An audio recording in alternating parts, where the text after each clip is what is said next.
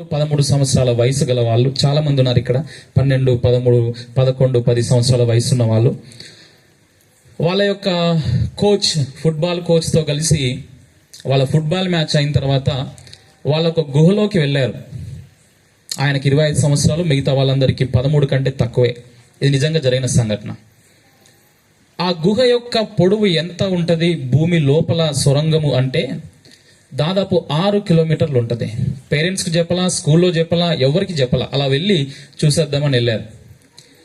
వెళ్ళిన తర్వాత ఏమైందంటే వాళ్ళు ఒక 4 కిలోమీటర్ల లోపలికి ఆ గుహలో వెళ్ళిన తర్వాత 4 కిలోమీటర్లు పక్కన ఉంది మంగనూరు కదండి, అంత దూరం పోయిన తర్వాత బయట వర్షం ఎక్కువగా కురిసి ఆ గుహ అంతా నీటితో నిండుకుపోయింది. 4 కిలోమీటర్ల అవతల ఒక బండ మీద వాళ్ళు ఉన్నారు. మొత్తం చీకటి అలుముకుంది. వాళ్ళు పట్టుకెళ్ళిపోయిన సెల్ ఫోన్స్లో, వాళ్ళ కోచ్ దగ్గర ఉన్న సెల్ ఫోన్లో సిగ్నల్ లేదు. వాళ్ళు తీసుకెళ్ళిన చిన్న చిన్న లైట్లలో వెలుగైపోయింది. ఆ సమయంలో ఆ చిన్న బిడ్డలు చాలా భయాందోళనకు గురవుతున్నారు, చాలా భయపడుతున్నారు. అసలు మా పేరెంట్స్ చెప్పలేదు, ఎవరికి చెప్పలేదు, మేము వచ్చినట్టు ఎవరికి కూడా తెలియదు. ఈ అంధకారంలో ఆ నీళ్ళలో నుంచి 4 కిలోమీటర్లు ఈదడం అంటే మామూలు విషయం కాదు. అంత లోతున ఆ గుహలో ఎన్ని రోజులు ఉన్నారు తెలుసా వాళ్ళు? దాదాపు 10 రోజులు అక్కడే ఉన్నారు వాళ్ళు. ఆహారం లేకుండా, నీరంటే ఉంది కానీ ఆహారం లేకుండా, వెలుగు లేకుండా, బయట ప్రపంచంతో సంబంధం లేకుండా చిన్న బిడ్డలు ఉన్నారు. వాళ్ళు ఎదురు చూస్తున్నారు. అసలు ఎవరికైనా తెలుసా మేము ఇక్కడ ఉన్నామన్న సంగతి? ఎవరికైనా తెలుసా? అసలు ఎవరైనా మా కోసం వస్తారా? అసలు రాకపోతే ఏంటి, మేమందరం ఆకలితో చచ్చిపోతామా అని ఎదురు చూస్తున్న సమయంలో దాదాపు 10,000 మంది బయట పనిచేస్తున్నారు. వాళ్ళకి ఆ సంగతి తెలీదు. ఒక ఆయన వాళ్ళను కాపాడడానికి వెళ్ళాడు, ఆ దేశస్థుడు, కానీ మధ్యలోనే చనిపోయాడు. కొన్ని వేరే దేశాలకు చెందిన 2 డైవర్స్, జాన్ అండ్ స్కాట్, వాళ్ళు మాత్రం ఏం చేశారంటే ఆ 4 కిలోమీటర్లు ఆ నీళ్లలో ఆక్సిజన్ పెట్టుకొని వాళ్ళు ఈదుకుంటూ వెళ్ళి అక్కడ వాళ్ళకు కనిపించి వాళ్ళకు ధైర్యం చెప్పినప్పుడు వాళ్ళ సంతోషానికి అవధులు లేవు.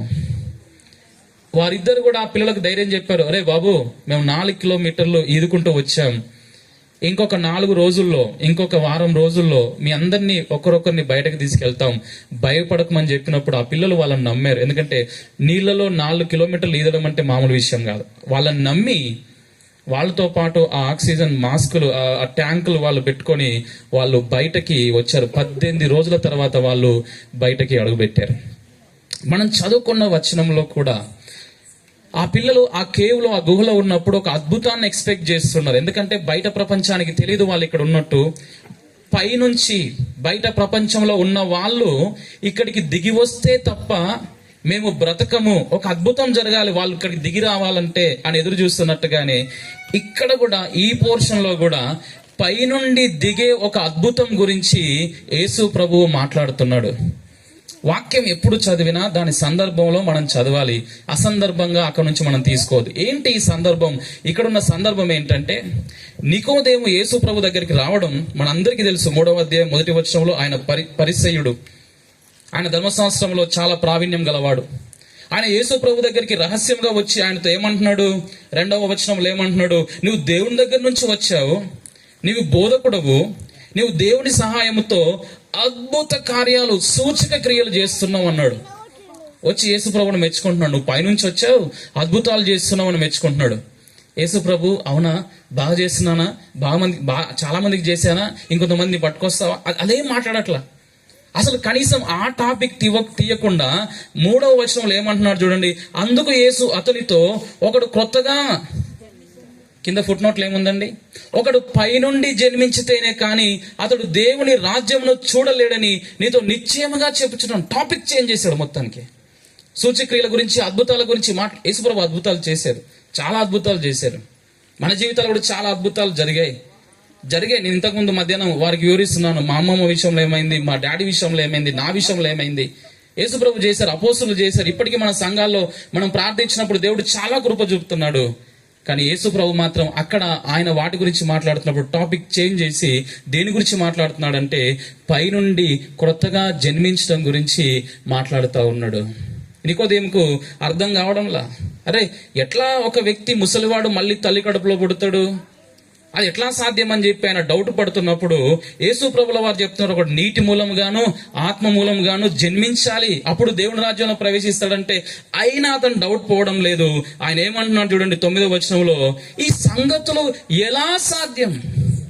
ఒకడు పైనుండి క్రొత్తగా జన్మించి పరలోకం పోవడం ఎట్లా సాధ్యమయ్యా బాబు, నువ్వేం చెప్తున్నావు అసలు అని చెప్పినప్పుడు యేసు ప్రభు అతనిని గద్దించి అతనికి అర్థమయ్యే రీతిగా ధర్మశాస్త్రంలో నుంచి 14వ వచనంలో ఏం చెప్తున్నాడు చూడండి. అరణ్యంలో మోషే సర్పమును ఎలాగూ ఎత్తెనో అలాగే విశ్వసించు ప్రతి వాడును నశింపక ఆయన ద్వారా నిత్య జీవం పొందినట్లు మనుష్య కుమారుడు ఎత్తబడవలెను. నేను పైనుంచి వచ్చాను, అద్భుతాలు చేస్తున్నాను అంటున్నావు కదా, ఆ అద్భుతం కాదు, పైనుంచి వచ్చిన నేను చేయాల్సిన అసలైన గొప్ప అద్భుతం ఒకటి ఉంది. ఆ అద్భుతం ఏంటంటే, ఆనాడు మోషే సర్పమును ఎత్తినప్పుడు దాన్ని నిదానించి చూచిన వారు ఎలాగైతే బ్రతికారో, నేను కూడా ఎత్తబడాలి, మనుష్య కుమారునైనా నేను ఎత్తబడాలి. ఎందుకంటే నేను పరలోకమునికి ఎక్కిపోయిన వాడను, అక్కడ ఉండేవాడని నేనే, అక్కడ నుంచి వచ్చిన వాడని నేనే. ఎవరైతే నా యందు చూసి వారు విశ్వాసం ఉంచుతారో వారు పరలోకానికి వెళ్తారు, పరలోకాన్ని పొందుకుంటారని చెబుతూ అదే సందర్భంలో ఈ మాటను చెప్తున్నాడు. ఏమని? దేవుడు లోకమును ఎంతో ప్రేమించెను. హల్లెలూయా. ఆయన మాట్లాడుతుంది రక్షణ గురించి మాట్లాడుతున్నాడు, పరలోక రాజ్యం గురించి మాట్లాడుతూ దేవుని ప్రేమను మధ్యలోకి పట్టుకొస్తున్నాడు. ఎంతో అనే మాట చాలా బలమైన మాట. కాబట్టి ఈరోజు మనము మనిషి పరలోకం పొందుకోవడానికి, ఈ భూమి మీద ఉన్న మనిషి పరలోకం పొందుకోవడానికి దేవుడు పరలోకం నుండి పంపిన ఆయన ప్రేమ గురించి మనం ఆలోచన చేద్దాం. మరలా చెప్తున్నాను, వాళ్ళని రాసుకున్న వాళ్ళని రాసుకోవచ్చు. భూమి మీద ఉన్న మనిషి పరలోకము పొందుకోవడానికి దేవుడు పరలోకము నుండి పంపిన ఒక అద్భుతమైన ప్రేమ గురించి ఈ సాయంత్రం మనం కొద్దిసేపు ఆలోచన చేద్దాం. మొదటగా ఎంతో ప్రేమించను అనే మాటను మనం చూస్తున్నాం కాబట్టి అసలు ఎంత ప్రేమించాడు, మనం పరలోకం పొందుకోవడానికి దేవుడు ఎంత ప్రేమించాడు అనే విషయాన్ని మనం మొదటగా ఆలోచన చేద్దాం. ఎంత ప్రేమించాడు అర్థం కావాలంటే అసలు ఎవరిని ప్రేమించాడు, ఎట్లా ప్రేమించాడు ముందు అర్థం కావాలి. అందరినీ ప్రేమిస్తామా అండి? మనకు చాలా బాగున్న వాళ్ళని ప్రేమిస్తాం, మంచిగా ఉన్న వాళ్ళని ప్రేమిస్తాం, అది ప్రేమ అవుతుందా? మనకు పనికొచ్చే వాళ్ళని ప్రేమిస్తాం, అది ప్రేమ అవుతుందా? అసలు దేవుడు ఎవరిని ప్రేమించాడు? ఈ మొదటి అధ్యాయం నుంచి కనుక మనం చూస్తే మీరు ఒకసారి చూడండి 18వ వచనంలో, ఎవడును ఎప్పుడైనాను దేవుని చూడలేదు. అలాగే ఇక్కడ మనం గమనించినట్టయితే 2వ అధ్యాయం 3వ అధ్యాయం 13వ వచనంలో చూస్తే, పరలోకమునకు ఎక్కిపోయిన వాడు ఎవడు లేడు. ఇదే 16వ వచనంలో చూస్తే అందరూ నశించిపోయిన స్థితిలో ఉన్నారు. దేవుడు ఎవరిని ప్రేమిస్తున్నాడు ఇక్కడ అంటే, దేవుణ్ణి చూడలేని, దేవుని దగ్గరికి ఎక్కి పోలేని, పాపముల చేత అపరాధముల చేత చచ్చి నశించిపోయిన, తనకు ఎన్నడూ చేరలేనంత, ఎన్నడూ దగ్గరికి రాలేనంత దూరంగా ఉన్న మనిషిని ప్రేమిస్తున్నాడు. అసలు ప్రేమించాల్సిన అవసరం దేవునికి లేదు. ఆయన అంత పరిశుద్ధుడు, ఆయన ఎంతో పరిశుద్ధుడు. పాపమును ఆయన సహించలేడు, నిప్పు కాలకుండా ఉండదు. పరిశుద్ధుడైన దేవుడు పాపానికి శిక్ష వేయకుండా ఆయన ఉండలేడు.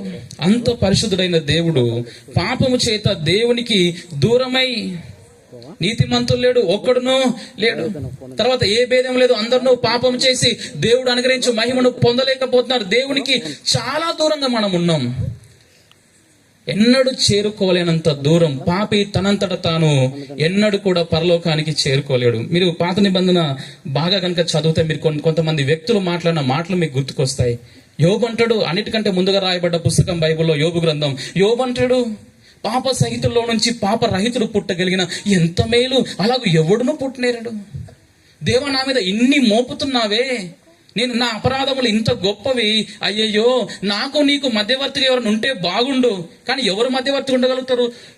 ఎవరు కూడా మధ్యవర్తి ఉండలేరు. ఏలి తన పిల్లలతో అంటాడు, అరే మీరు దేవునికి విరోధంగా పాపం చేస్తున్నారా? మనిషికి విరోధంగా తప్పు చేస్తే ఏదైనా మనిషి మధ్యవర్తిగా ఉంటాడు, కానీ దేవునికి విరోధంగా పాపం చేస్తే అసలు ఎవరు మధ్యవర్తిగా ఉండగలుగుతారు? 37, 38, 39 కీర్తనలో దావీదు అంటాడు, అయ్యో దేవా, నాలోని పాపాలు నన్ను బాధిస్తున్నవి, ఇతరులోని పాపాలు కూడా నన్ను బాధిస్తున్నాయి, ఈ పాప ఊబిలో నేను కూరుకుపోయి ఉన్నాను. అసలు నేను చనిపోయి ఇక మొత్తానికే లేకపోక ముందు దయచేసి నా ప్రాణం తెప్పరిల్లున్నట్లు దయచేసి నీ కోపాన్ని ఒకసారి తొలగించుకోవయ్యా. నన్ను రక్షించుటకు, విమోచించుటకు నువ్వు త్వరగా దిగిరమ్ము అని 30లో అంటాడు, త్వరగా దిగిరమ్ము అని 40లో అంటాడు. ప్రతి చోట కూడా త్వరగా దిగిరమ్ము. ఎన్నడూ దగ్గరికి రాలేనంత దూరంగా ఉన్న పాపులమైన మనల్ని ఆయన ఎలా ప్రేమించాడంటే, మనల్ని రక్షించడానికి ఎవ్వరూ లేరు, మనల్ని బ్రతికించడానికి ఎవ్వరూ లేరు, మనకు మధ్యవర్తిగా ఎవ్వరూ లేరు. ఆయన ఎలా ప్రేమించాడంటే, తనకు ఎన్నడూ దూరము కానంత దగ్గరగా ఉన్న తన అద్వితీయ కుమారుని మన కోసం పంపడం ద్వారా ప్రేమించాడు. హల్లెలూయా. ఈ రెండు విషయాలు అర్థమైతే దేవుని ప్రేమ ఎంతో గొప్పదో అర్థమైంది. ఎన్నడూ దగ్గర కానంత దూరం పాపం వల్ల మనం ఉన్నాం, ఎన్నడూ దూరం కానంత దగ్గర యేసుక్రీస్తున్నాడు. మన కోసం ఆయన ఏం చేశాడు? ఈ లోకానికి పంపి ఉన్నాడు. ఆయన వచ్చి ఏం చేశాడు తెలుసా? ఎన్నడూ దగ్గరికి రాలేనంత దూరంగా ఉన్న మనల్ని ఆయన కుమారుని రక్తం ద్వారా విమోచించి, కడిగి, శుద్ధీకరించి మరలా ఎన్నడూ దూరం పోలేనంత దగ్గరగా మనల్ని చేర్చాడు. అదండి దేవుని ప్రేమ. అంతలా మనల్ని దేవుడు ప్రేమిస్తున్నాడు, అంతలా దేవుడు మనల్ని పట్టించుకుంటున్నాడు. అసలు ప్రేమ అనే పదానికి అర్థం తెలుసా? ఒక వ్యక్తి పట్ల లోతైన అనురాగం, వాత్సల్యం, ఆప్యాయత కలిగి ఉండడం, ఒక వ్యక్తిని అమితంగా ఇష్టపడడం, ఒక వ్యక్తి యందు అమితంగా సంతోషించడం. అవేవి మనలో లేవు, అవేవి కూడా మనలో లేవు. అయినప్పటికీ తన కుమారుణ్ణి మన కోసం పంపేంతగా దేవుడు మనల్ని ప్రేమిస్తున్నాడు. మరి ఎందుకు ప్రేమిస్తున్నాడు? అసలు ప్రేమించాల్సిన అవసరం ఆయనకుందా? ఒకసారి ప్రాక్టికల్గా ఆలోచన చేయండి. దేవుడు మనిషిని చేసుకున్నాడు. ఉదయం నేను వాళ్ళతో మాట్లాడుతున్నాను, చక్కగా విన్నారు వాళ్ళు. దేవుడు సృష్టిలో సమస్తాన్ని చేశాడు. ఇంతకుముందు ఒక పాస్టర్ కూడా ప్రార్థన చేస్తున్నారు. దేవుడు సమస్తాన్ని సృష్టించాడు. అవి పక్షులే గాని, జంతువులే గాని, జలచరాలే గాని, కొన్ని కోట్ల జీవరాశులు భూమి మీద ఉన్నాయి. వాటిలో దేన్ని కూడా తన పోలికలో, తన స్వరూపమందు దేవుడు ఎన్నడూ కూడా చేసుకోలే. మనల్ని తన పోలికలు, తన స్వరూపమందు చేసుకున్నాడు. మనకు తన జ్ఞానం ఇచ్చాడు, మనకు తన భాష ఇచ్చాడు, భావోద్వేగాలు ఇచ్చాడు, కుటుంబ బంధాన్ని మానవులకు చాలా ప్రత్యేకంగా ఇచ్చాడు. అన్నిటికంటే గొప్పగా దేవుడు మనకేమి ఇచ్చాడండి? దేనికి, ఏ జీవికి లేని ఆత్మను దేవుడు మనకు ఆయన అనుగ్రహించాడు. మనమేం చేశాం? అన్ని చేశాడు. మన కోసం సమస్తం చేశాడు. ఈ సృష్టికే కిరీటంగా, సృష్టికే ప్రత్యేకంగా దేవుడు మనల్ని చేశాడు. మనమేం చేశామండి? చిన్న పరీక్ష. ఏంటది?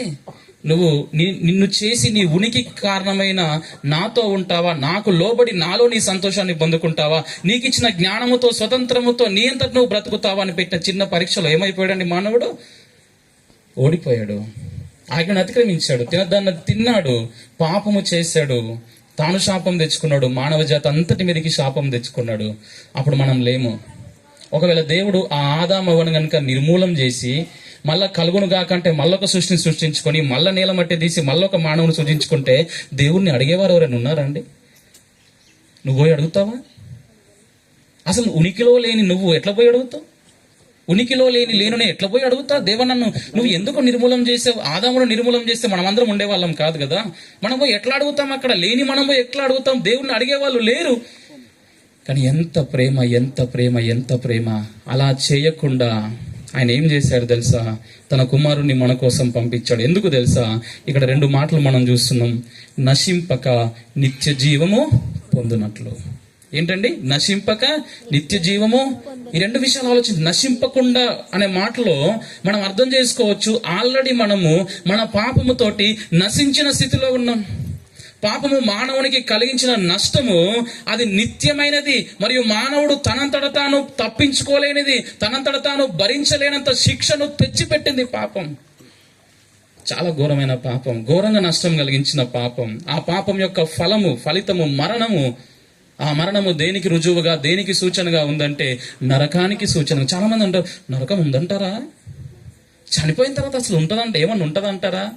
చనిపోయిన తర్వాత ఏమైతే అసలు ఆడు ఉంటుందని ఎవరు ఇంకా చాలా మంది తెలివి ఉంటారు. మీరు పోయి చూచి వచ్చారా? క్రైస్తవులు పోయి చూచి వచ్చారా? ఈ పాస్టర్ పోయి పరలోకాన్ని చూసాడా? ఈ పాస్టర్ పోయి నరకాన్ని చూసాడా? ఎస్, ఈ లోకంలోనే చూస్తున్నాం మనం. నరకం ఉందన్న సంగతి ఈ లోకంలోనే మనం చూస్తున్నాం. మానవునికి జీవం ఉన్నది ఎంత వాస్తవమో అక్కడ పరలోకం ఉన్నది అంత వాస్తవం.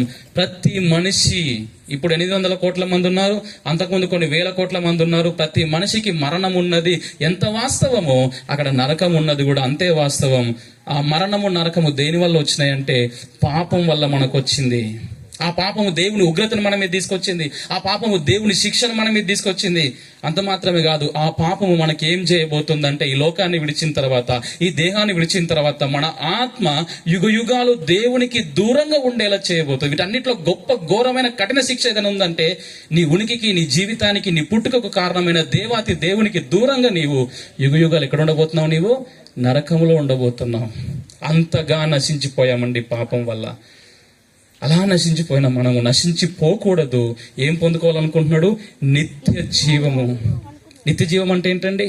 ఏ పాపం అయితే ఇంత నాశనాన్ని, నష్టాన్ని కలుగజేసిందో ఆ పాపము క్షమించబడాలి, తన కుమారుని రక్తంలో కడగబడాలి, ఆయన ఉగ్రత అంతా తన కుమారుని మీద మోపబడాలి, తన కుమారుడు ఆ ఉగ్రత అంతటిని భరించాలి, మనకు బదులుగా ఆయన శిక్షించబడాలి, మనం రక్షించబడాలి. మనం రక్షించబడి దేవుని పిల్లలుగా మనము ఎందరో తను అంగీకరించిన వారందరికీ ఆయన పిల్లలగుటకు అధికారం అనుగ్రహించాడు. మనమందరం ఆయన పిల్లలము కావాలి. ఈ లోకములో ఆయన సన్నిధిని మనం అనుభవించాలి. ఈ లోకములో ఆయనతో మనం సహవాసం చేయాలి. ఈ లోకంలో సంఘముగా, కుటుంబముగా మనం సహవాసం చేయాలి. ఈ లోకమును విడిచిన తర్వాత ఆయన వచ్చినప్పుడు లేదా మనం పోయినప్పుడు ఆయనతో కలిసి యుగ యుగములు పరలోకములు సంతోషంతో ఆయనతో సహవాసం చేయాలి. అలాంటి నిత్య జీవం ఇవ్వడానికి, అలాంటి నాశనాన్ని తప్పించడానికి దేవుడు మనల్ని ప్రేమించాడండి.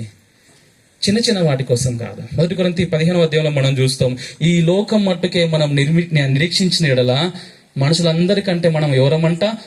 దౌర్భాగ్యులం. కేవలం ఈ లోక సంబంధమైన వాటి కోసం రాలేదండి దేవుడు. నిత్య శిక్ష నుంచి తప్పించడానికి, నిత్య మరణం నుంచి తప్పించడానికి, నిత్య నాశనం నుంచి తప్పించడానికి, నిత్య నరకం నుంచి తప్పించడానికి, నిత్య జీవితం మనకి ఇవ్వడానికి దేవుడు ఈ లోకానికి వచ్చాడు. క్రిస్మస్ సందర్భంగా ఈ మాట వినిపిస్తున్న ప్రతి ఒక్కరిని నేను ప్రేమతో వేడుకుంటున్నాను, నీవు ఈ సత్యాన్ని అర్థం చేసుకోవాలి. నిన్ను సృష్టించిన దేవుడు, నువ్వెంత దూరంగా ఉన్నా కూడా నీవు ఆయనను మళ్ళా విడిపోలేనంత దగ్గరగా చేర్చడానికి తన కుమారుని లోకానికి పంపాడు. నీవు నశింపక నువ్వు నిత్య జీవం పొందుకోవాలి. ఈ లోకంలోను యుగ యుగంలో నువ్వు సంతోషంగా ఆయనతో ఉండాలని దేవుడు నిన్ను ప్రేమిస్తున్నాడు. ఈ విషయం నువ్వు తెలుసుకోవాలి. మరి ఎట్లా పొందుకుంటావు ఆ ప్రేమ? ఆయన వచ్చింది వాస్తవం 2000 సంవత్సరాల క్రితం. క్రిస్మస్ పండుగ చేసుకుంటున్నాం. ఆయన వచ్చింది వాస్తవం, చరిత్రలో ఉన్నది వాస్తవం. చరిత్రకారులు చెప్తున్నారు ఆయన కల్పించిన కథ కాదు, ఒక కాల్పనిక పురుషుడైన కాదు. ఆయన లిటరల్ గా భూమి మీద ఉన్న వ్యక్తి. క్రీస్తు పూర్వము, క్రీస్తు శకము అనే కాల విభజన కూడా మనం చూస్తున్నాం. అనేక మంది చరిత్రకారులు, క్రైస్తవులు కాని వాళ్ళు కూడా ఆయన భూమి మీద ఉన్నాడని వారు ఒప్పుకుంటున్నారు. ఆయన జీవితానికి సంబంధించిన అన్ని విషయాల గురించి వాళ్ళు మాట్లాడారు. ఆయన ఉన్నాడు, ఆయన అద్భుతాలు చేశాడు, ఆయనను చాలా మంది అనుసరించారు, ఆయన మరణించాడు, ఆయన శిష్యులు తిరిగి లేచాడని ప్రకటించారు, ఆయనకు తీర్పు విధించారు. అన్ని కూడా చరిత్రలో ఆనాటి చరిత్రకారులు వారు లిఖించారు. ఆయన వచ్చాడు నీకోసం, ఆయన వచ్చాడు నీకోసం. నువ్వు ఎట్లా పొందుకుంటావు? మరి దేవుడు అంతా ప్రేమించాడు, అందుకు ప్రేమించాడు. మరి ఎట్లా పొందుకుంటావు ఆ ప్రేమనంటే, ఇక్కడ ఒక మాట ఉంది చూడండి, ఆయన యందు విశ్వాసం ఉంచు ప్రతి వాడును నశింపక నిత్య జీవము పొందుతాడు. ఏం చేయాలంట? అంత ప్రేమించాడు, అందుకు ప్రేమించాడు. ఎట్లా పొందుకుంటావు ఆ ప్రేమనంతా? ఎన్నడూ నువ్వు దేవునికి ఇంకా దూరం కాలేవు. నువ్వు మరణించినా కూడా నువ్వేం చేస్తావు? యుగ యుగాలు నువ్వు జీవించబోతున్నావు. అంత ప్రేమ నువ్వు ఎట్లా పొందుకుంటావు అంటే, నువ్వు చేయాల్సిన ఒక పని ఉంది. ఏంటంటే అది విశ్వాసం ఉంచాలి. ఏముంచమన్నాడమ్మా? డబ్బులు ఇవ్వమనలా, బంగారం ఇవ్వమనలా, బట్టలు మార్చుకొని లేదా ఎక్కడో ఏదో చెయ్యి, నువ్వు ఇది చెయ్యి, అది. వాస్తవానికి ఈ కాంటెక్స్ట్ కూడా అదే. నికోదేము అంటున్నాడు, ఏమనుకుంటాడంటే, నేను పరిసయ్యుడును కదా, యేసు ప్రభువు ఈ కార్యాలు చేసి నువ్వు రక్షించబడతావు, ఈ మత సంబంధమైన కార్యక్రమాలు చేసి రక్షించబడతావు, ఈ ధర్మశాస్త్ర సంబంధమైన కార్యక్రమాలు చేసి రక్షించబడతావు అని చెప్పాలని ఆయన చూస్తున్నాడు. యేసు ప్రభును శోధిస్తున్నాడు. కానీ యేసు ప్రభు ఆయన ఆంతర్యం ఎరిగిన వాడు కనుక డైరెక్ట్ టాపికే మార్చేసి, నువ్వు పైనుండి క్రొత్తగా జన్మించితే తప్ప నీవు పరలోక రాజ్యమును చూడలేవు. పైనుండి అద్భుతం రక్షణ అనేది ఈ కిందున్న మానవుడు చేసే పని కాదు. రక్షణ అనేది పైనుండి దేవుడు పంపాల్సిన అద్భుతం. ఆ అద్భుతమే యేసుక్రీస్తు కన్య మరియందు ఆయన జన్మించాడు. ఉదయం వీరితో మాట్లాడుతున్నా నేను. ఆయన కడుపులో పిండంగా ఉన్నాడు, పుట్టి శిశువుగా ఉన్నాడు, బాలుడుగా ఉన్నాడు. బాలుడైన యేసు అనే పదం చూస్తాం. 12 ఏళ్ల వయసులో మనం చూస్తాం. అప్పటి నుంచి 30 సంవత్సరాల దాకా తల్లిదండ్రులకు లోబడి కూడా మనం చూస్తాం. నా తండ్రి పనుల మీద ఉంటాను అనడం మనం చూస్తాం. 30 సంవత్సరాల తర్వాత జ్ఞానమందును, వయసునందును ఆయన వర్ధిల్లి ఆయన 3.5 సంవత్సరాలు పరిచర్య చేసి మానవులందరి కోసం మరణించి తిరిగి లేవడం మనము చూస్తాం. ఆయన యందు నువ్వేముంచాలి? విశ్వాసము ఉంచాలి. విశ్వాసం అంటే ఏంటి? విశ్వాసానికి ఏమన్నా ఖర్చు అవుతుందా అండి? విశ్వాసం ఒక క్రియనా అండి? దేవుని యొక్క వాక్యం ఎఫెసీ 2:8 ఏముందండి?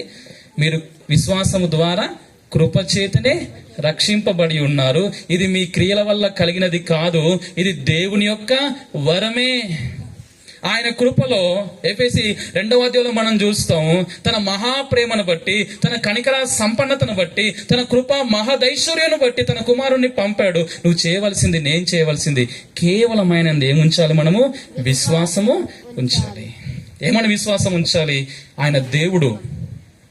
ఆయన చెట్టు కాదు, పుట్ట కాదు, గాలి కాదు, నీరు కాదు, భూమి కాదు, చంద్రుడు కాదు, సూర్యుడు కాదు, ఈ భూమి మీద ఉన్న ఏ పదార్థం కాదు, మానవుడు చేసిన మహానుభావుడో, మానవుడు చేసిన దేవుడో, మానవుడు చేసిన దేవతో కాదు, ఈ సృష్టికి వెలుపల ఉన్నవాడు ఆయన. ఆది యందు దేవుడు భూమి ఆకాశములను సృజించెను. భూమి అంటే పదార్థం, ఆది అంటే సమయం, ఆకాశం అంటే వైశాల్యం. సమయానికి, పదార్థానికి, వైశాల్యానికి వెలుపల ఉన్న వ్యక్తి ఆయన. ఆయనను కాలంతో కొలవలేము, ఆయనను పదార్థంలో ఇమిడింపజేయలేము, ఆయన వైశాల్యంలో మనం చూడలేము. ఆయన ఆత్మస్వరూపి, ఉన్నతుడు, సర్వోన్నతుడు, సర్వజ్ఞానవంతుడు, సర్వవ్యాపి, ప్రేమామయుడు, పరిశుద్ధుడు, నిత్యుడు.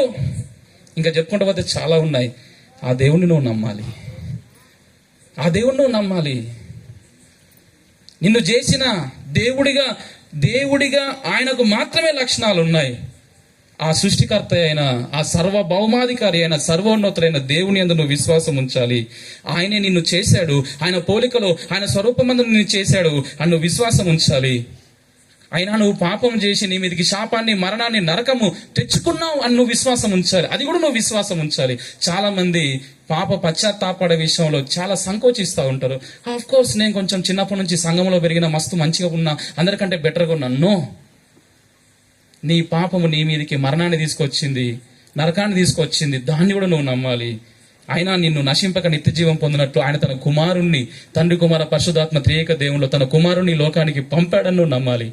ఆ కుమారుడు జీవించిన జీవితము, ఆయన పరిశుద్ధత, ఆయన పరిచర్య, ఆయన బోధను నమ్మాలి, ఆయన శ్రమలను నమ్మాలి, ఆయన మరణాన్ని నమ్మాలి, ఆయన సమాధి చేయబడ్డను నమ్మాలి, ఆయన తిరిగి లేచాడును నమ్మాలి.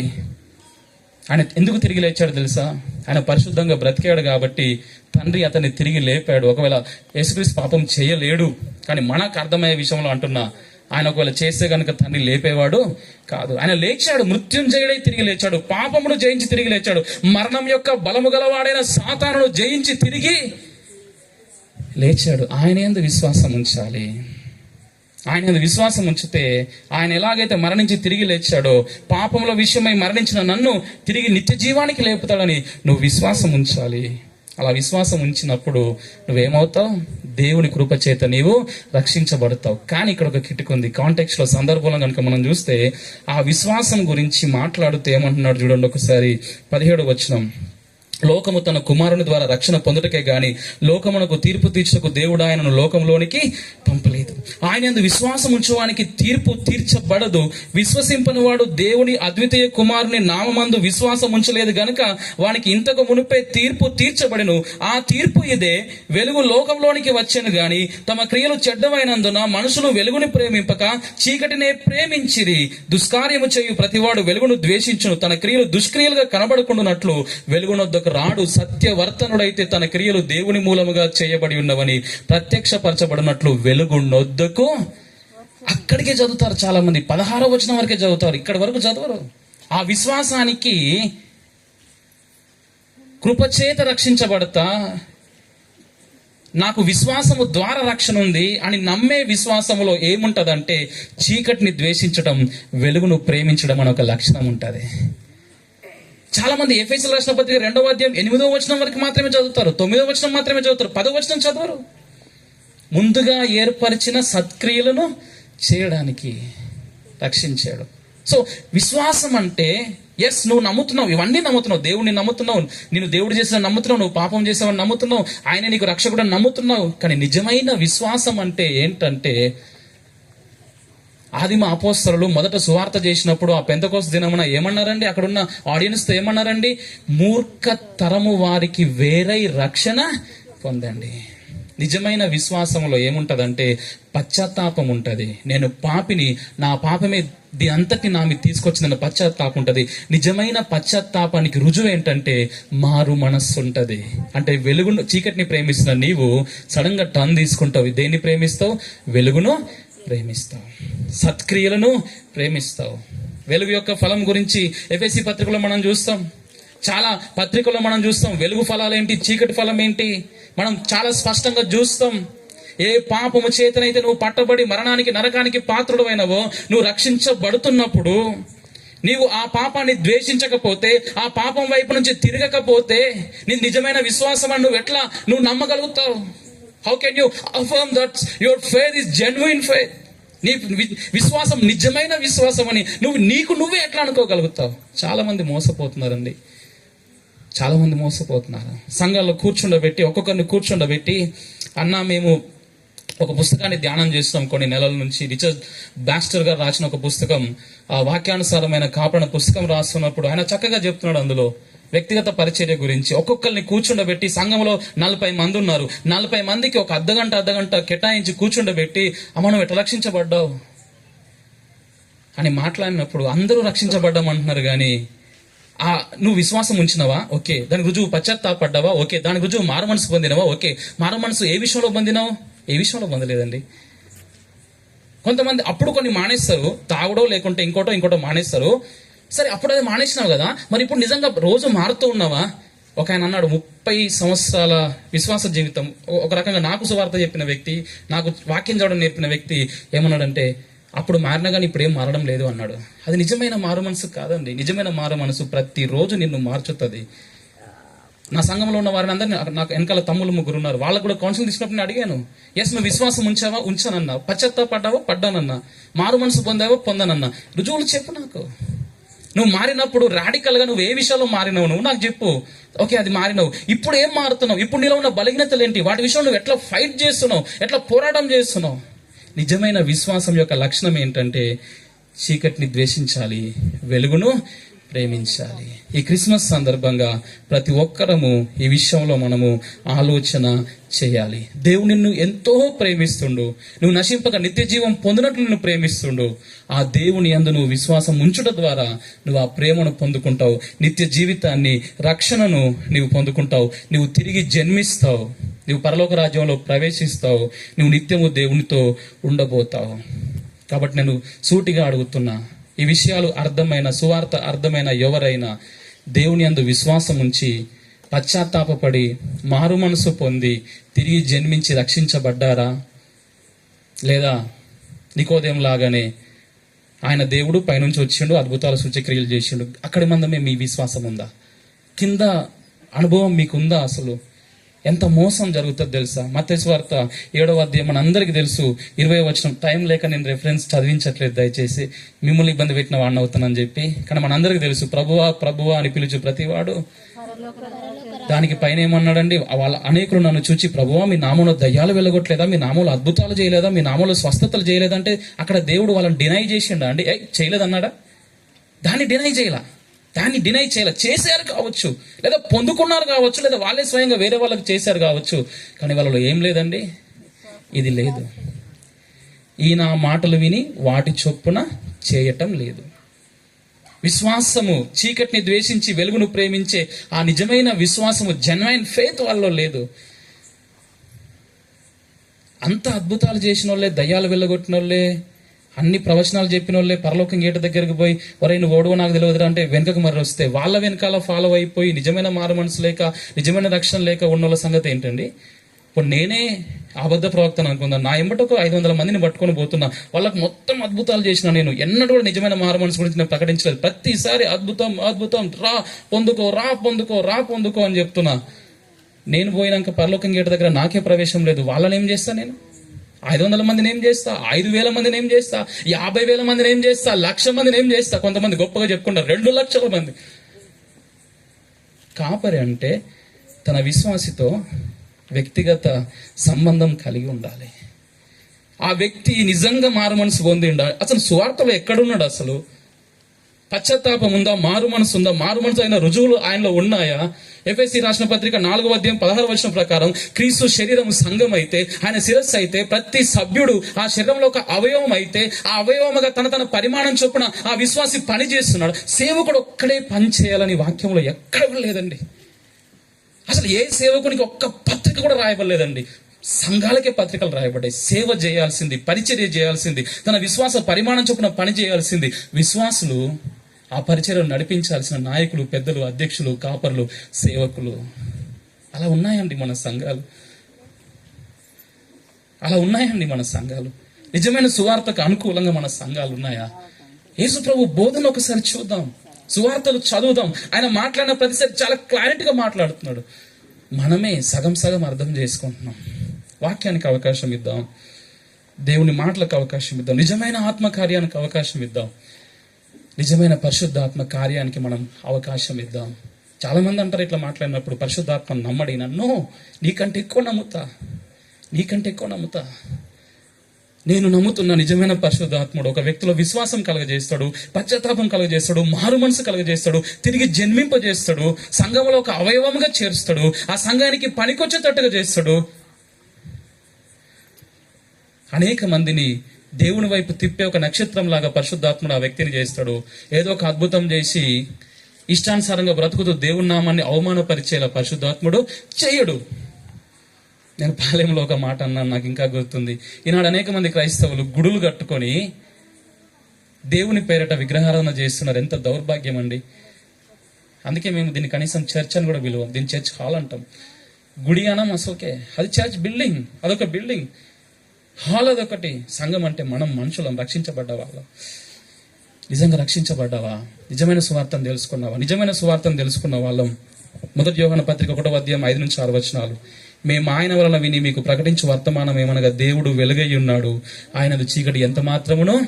నిజంగా రక్షించబడ్డా నువ్వు చెప్పుకుంటే ఆయన వెలుగై ఉన్నాడు, ఆయనలో చీకటి లేదు, నీవు రక్షించబడ్డావు, ఆయనతో సహవాసం గలవారమని నువ్వు చెప్పుకుంటే, చీకట్లో నువ్వు నడిస్తే నువ్వు అబద్ధం ఆడుచు సత్యమును జరిగింపకుంటుందు. అంటే నిజంగా రక్షించబడ్డావో లేదో, యాక్చువల్లీ నువ్వు అబద్ధం ఆడుతున్నావు. కానీ అయితే ఆయన వెలుగులో ఉన్న ప్రకారం మనమును వెలుగులో నడిచిన ఎడల మనం అన్యోన్య సహవాసం గలవారమై ఉందుము.